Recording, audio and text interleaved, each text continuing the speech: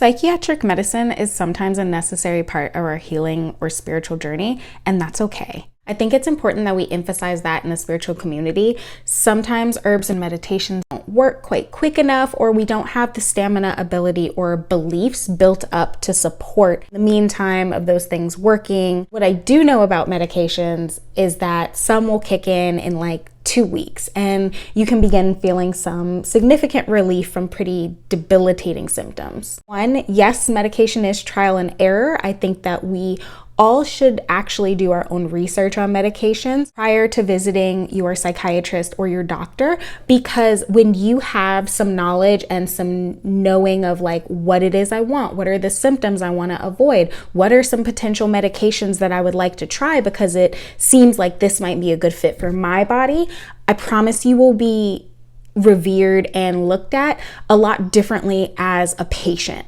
And this is somebody who has gone through the process of getting medication herself. So I've gone through it as a patient. I've gone through it as a therapist, working very closely with different psychiatrists in psychiatric hospitals. I also have the experience of being a daughter of a postdoctoral master's in psychopharmacology, which meant my mom was able to prescribe medication with her PhD in psychology. So I come at this from a lot of different places, and a lot of my knowledge is actually from my own mom, who was very, very much a researcher. She really helped me to get into that researcher mindset of knowing what it is that you need, and then being the pilot of your own ship, essentially taking the reins of your own health. Because I'll tell you one thing, the doctors and psychiatrists out here in this world, majority of them really don't care about you. Not necessarily doctors, but the powers that be are not in your highest and best interest and wishing for your health. Actually, your disease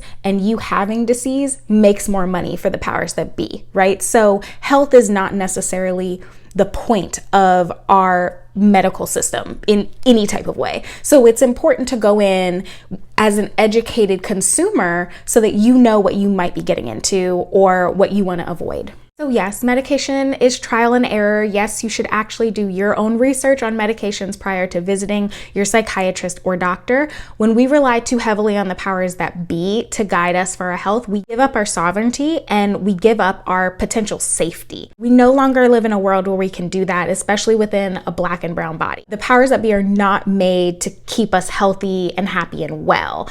It's not made to keep us rested and psychologically balanced and fit. Made up to uphold certain standards and practices that support, benefit, and keep in power the few, the powers that do be. Being well informed is the first step. Having a good rapport with your psychiatrist and feeling comfortable to tell them your symptoms or how you're feeling is a second part of this process. You really do want a good psychiatrist. And like I said, I feel like it's hard to come across those that care and are knowledgeable, but they are out there. I do think if you are a Black or brown person, you should have a psychiatrist that is a Black or brown person, just based off personal biases. And that is not to say that those who are Black and brown will not still hold biases against you if you are Black and brown. It's just to say you might have a better fighting chance of somebody who isn't going to blatantly prescribe medication when they have certain fixed notions about you,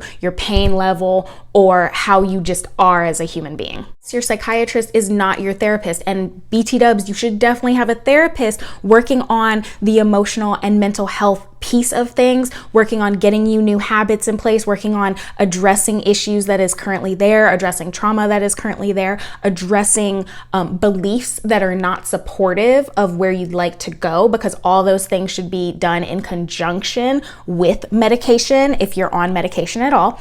But yes, your psychiatrist is not your therapist. And so if you don't have like the best rapport with them or the best therapeutic relationship, it's not going to be super damaging. But as someone who is able to find a really knowledgeable, empathetic and listening psychiatrist, a Black woman psychiatrist as well, this was when I was in New Orleans, that experience was very healing for me at that time. And it was very helpful to have somebody who understood my concerns and respected my concerns, because a psychiatrist, a doctor can listen to your concerns and still push them aside. And I think it's important to find somebody who respects what you would like to have happen as your results, as your goals of taking medication. If you say, I do not want to lose weight, or I do not want to gain weight on this medication, I don't want to have crazy mood swings, or I don't X, Y, and Z, then you should have a psychiatrist who listens to those concerns and can steer you kind of in the right direction for your best and highest, greatest good, right? You should have someone who listens when you say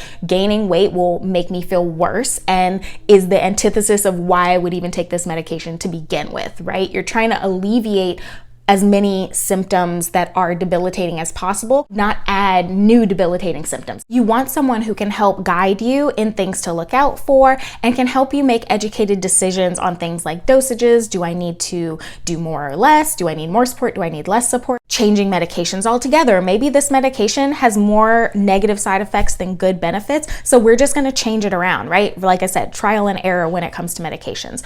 Or am I ready to wean off of this medication completely and use and rely on more of my skills that I've learned through therapy? Are those skills strong enough where it can help me be resilient in the ways I need to be resilient right now? And are you going to be there and be noticing if you say, I think we need to go back on it for a certain amount of time. I think that you still need a certain amount of support in this area. And do you have somebody who respects your wishes when you do say, I want to go off medication because I don't feel like this supports me? Maybe if you have certain diagnoses, this could be more or less dangerous. You also have to have self-awareness around this issue and understand if you can trust yourself to say, no, I think I need to listen to the professional in this instance instead of listening to my desire, because sometimes we might be coming from a place of ego when we're talking about medication, especially considering the stigmas around medication and all that a lot of us honestly hold. You definitely want somebody who is capable of explaining to you clearly and concisely, verbally, the dangers of certain things like going off medication cold turkey. I had a friend who went through school with me, was a master of social work, and took medication herself, had a psychotic break, and had to go into a psychiatric hospital because she cold turkey stopped her medication. Do not stop your medication cold turkey. Work with your psychiatrist, work with your doctor to wean off. Too many medications have either the side effect of, if you stop this without weaning yourself off, tapering yourself off at a proper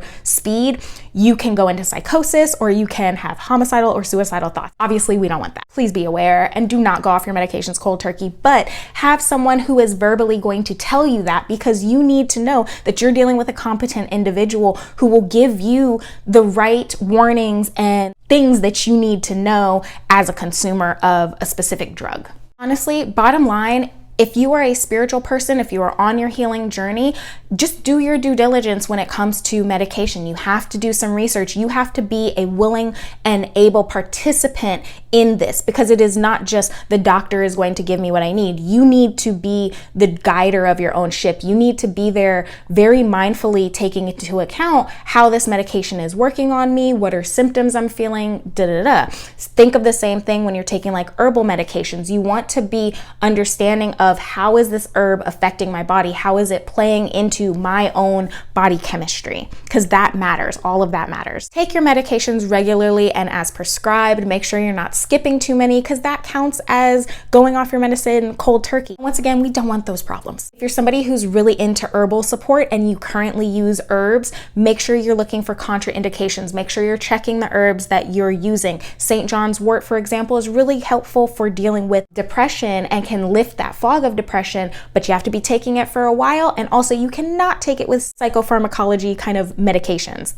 You cannot take those together. So we need to be aware, if we're incorporating herbs, what are the side effects of those herbs and what is contraindicated if we're taking other medications. I think one of the last things I want to mention is that psychiatric medications do not need to be lifelong. It might be lifelong and there's no shame in that game. And for some, it's just that you need some extra support in a period of time that might be very difficult, and you need to use that medication to be able to lift yourself out, to be able to have the energy to do the things you want to do, to enjoy life again, to find joy in the things that bring you joy, to lift you out of that mental chatter that might be there. Some psychiatric meds can actually help you with like more thought stopping. It quiets your mind. Some quiet your mind too much. Some may make you feel like a zombie. Others might give you more energy. You need to know what you need, and you need to be able to bring that to your psychiatrist when you have that meeting. The more informed you are, the better of care you will receive. Unfortunately, that's my experience. That is my guidance from spirit, and I'm sticking to that.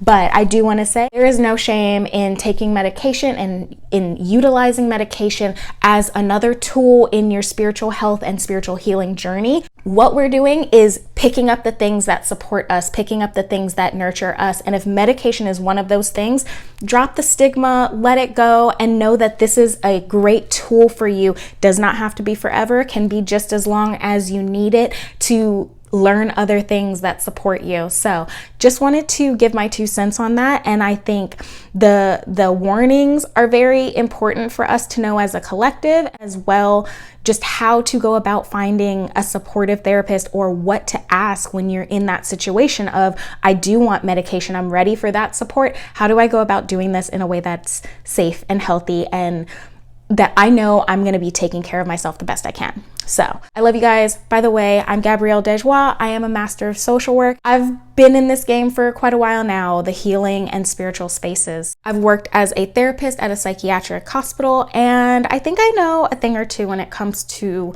taking care of yourself. So I just felt like I needed to share this message today. If you're ready to learn more about how to heal yourself holistically or just otherwise, then make sure you're following me, and I'll see you guys next time. Bye.